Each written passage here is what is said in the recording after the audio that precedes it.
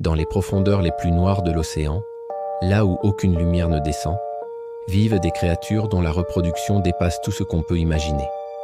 Les plus célèbres, la baudroie abyssale du genre Ceratidae, comme Melanocetus johnsoni, Cryptopsaras quesi ou Haplophrine mollis.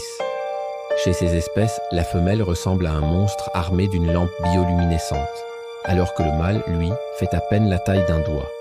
Mais ce que l'on ne voit pas, c'est que leur rencontre déclenche un processus biologique unique au monde. Le mâle ne se contente pas de mordre la femelle. À l'intérieur de sa bouche, des enzymes spéciales dissolvent la peau jusqu'à connecter ses vaisseaux sanguins à ceux de la femelle. Et petit à petit, tout son corps commence à disparaître. Ce qu'on ne distingue pas de l'extérieur, c'est que ses organes internes se résorbent, un à un. Son cœur se miniaturise. Son foie s'efface.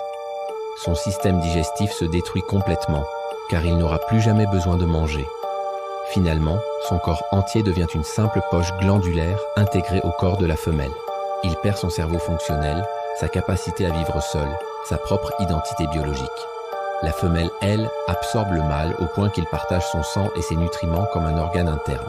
Certaines femelles portent jusqu'à 6 ou 8 mâles fusionnés sur leur corps, invisibles au premier regard, mais toujours prêts à libérer du sperme dès qu'elle produit des ovules. Voilà la réalité cachée des baudroies abyssales, des espèces comme Melanocetus, Haplophrine ou Cryptopsaras, qui ont transformé le mariage en absorption totale. Une stratégie extrême née dans les abysses, là où la seule règle est simple, trouver un partenaire ou disparaître pour toujours.